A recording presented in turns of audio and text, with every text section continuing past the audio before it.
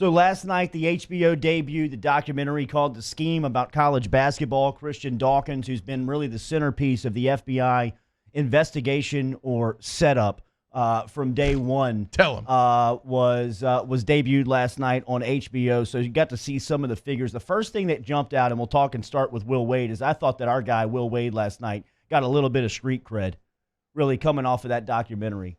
The tapes were bad. And we talked about it during that time. But there's nothing new. Yeah, I mean, it was bad, new. but it was not like the Ray Rice tape where seeing it a lot of times made you feel something much more visceral. I didn't find that, and maybe that's because how I was like going into it, but I didn't find that we learned anything new about Wade last night. Like we said at the time, and was said, and we're pounded at the time, bad to do business over the phone as a head coach. If anything, you learn those, in this time of the day, don't talk any shop over a cell phone. I think Wade learned that. But coming out of the documentary, in a world that is littered with corruption and has been corrupt for years on years on years, dating back to the early 70s in college basketball about playing players, and probably even before that.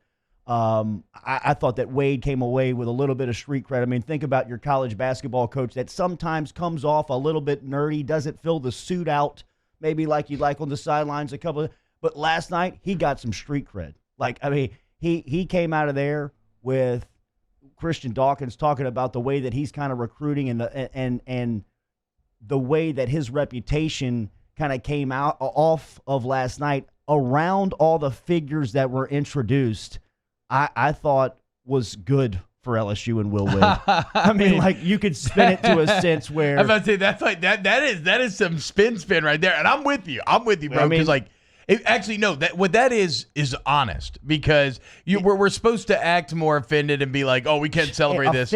I'm offended that the federal government entrapped Christian Dawkins on this entire situation. If you really look at how this went down, Dawkins the entire time is telling him, bro, this is so stupid. This is so dumb. Why do you want to do this?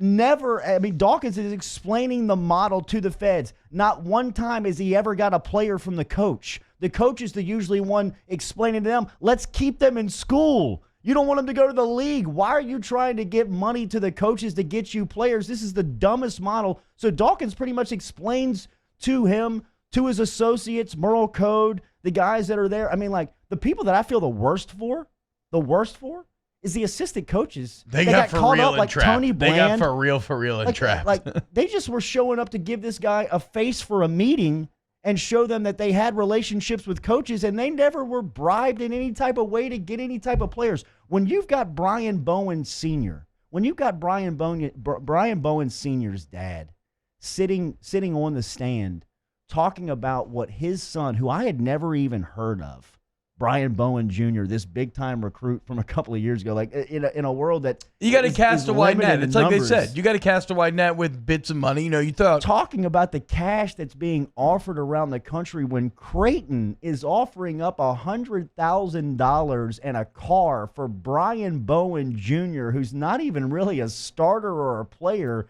gives you an idea of just how corrupt and dirty the world is. Well, Dan Wetzel told you the the wheels of capitalism are not going to be stopped by NCAA guidelines, and that's kind of the crux in all of this. Because I'm with you. My main takeaway has nothing to do with. My main takeaway is exactly what you said. What the hell is the FBI doing?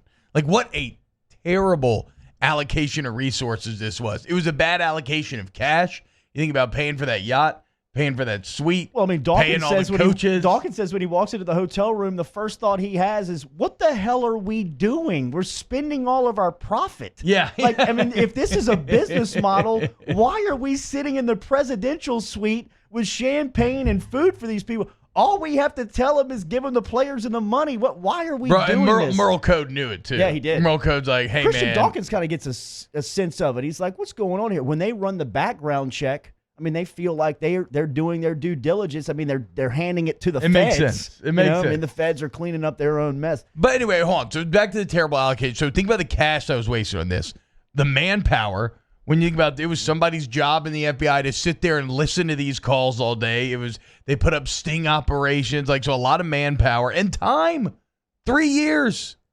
3 years they committed to this case for nothing. For what? For nothing. And after all of those resources that they spent, at least publicly, they didn't seem to know how everything worked, like you're saying. And so this is the only, I got to give the FBI the benefit of the doubt here because they're not dumb. So the only thing that I can come up with is, look, breaking NCAA rules is not illegal. It's against NCAA rules. It's not against the law. So I think the FBI had to try to come up with an angle that would be illegal. Why start down the road, though, if you don't understand what you're getting in? Like, they had many times. I don't know. I have no idea why they wanted to try to do it anyway. I thought they had chances to pull the plug and say, you know what, we're going to look like fools here. The only reason why I know about the Southern District of New York is because I watch Billions. Like, Paul Giamatti,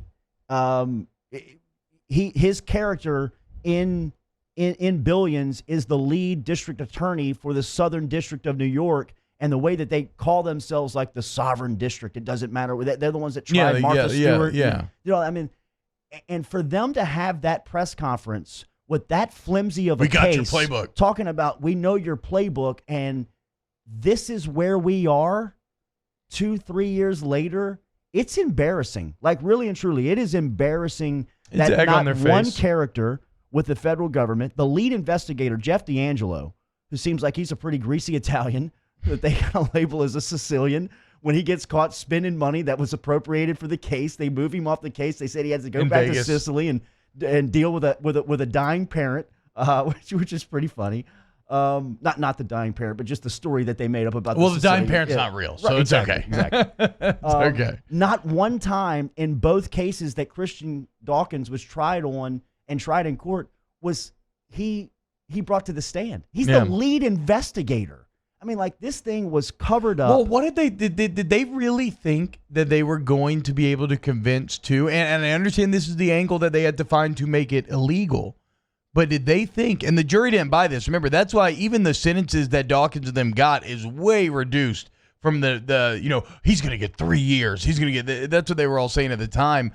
But did they really think that we were, as a general public and a jury, like, let's say that we're the common man, we represent a jury in this case. Am I going to sit here and believe that the schools got defrauded? Right. Am I going to believe that Louisville the coaches cuts a check to Adidas? Adidas cuts a check to Louisville for $140 million a year. Like Dan Wetzel said, Wetzel's got some great quotes. I love. Okay, my takeaways. What is the FBI doing? I like Christian Dawkins. I like Dan Wetzel. Those are my three main takeaways. I'm with you. I mean, I'm lockstep with you. I thought Wetzel came off great. I love Dawkins, and the FBI looked like clowns, and the NCAA. Still, the NCAA to me is just the root of all evil in all this. They created this black market. They did. I mean, okay, so now, like Wetzel explains, if you're sitting in Silicon Valley and you see a representative at a high school that you think can help your company, it's fully legal for you to approach them, offer them an internship, pay them amount of money, bring them out, develop them, and set them up for a great job. That's all they're doing. Yeah. That's all they're doing. What's the difference between Google and what's happening here? How about is this? The NCAA. That's the only difference in the equation. And like Wetzel spells out a couple of times, never is somebody going to pay you $165 million and you claim to be the victim. And in that process, they're bringing you great basketball players. I mean, it's so flimsy. It's so fragile. It's so embarrassing, I think, to our federal government. Really, I mean, like, when you watch it in just like watching it play out, at certain times, I just can't believe somebody didn't step in and say, pull the plug. Like, let's walk away from this thing because this is going to be bad for us. Well, they came out so hard in that opening press conference. And that press conference. The thing about Christian Dawkins, so to go back to your Google thing, though, Jordy, so one of the most fascinating parts about Christian Dawkins, and again, one of the parts where you're like, man, I love this guy, is as he's being indicted on all this BS and he gets a felony charge, he manages to get Atlantic Records to allow him to open a music label. But here's the deal.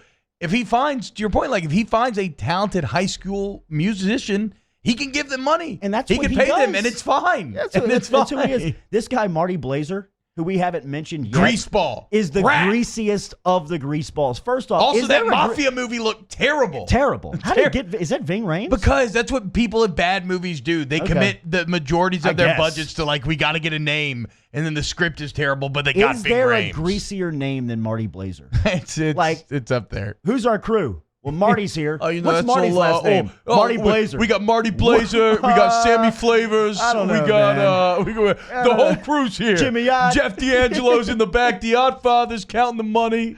All right, we'll get back to it. But look, Marty Blazer, you rat. I thought the scheme it was a big whiff. It was a big swing and miss.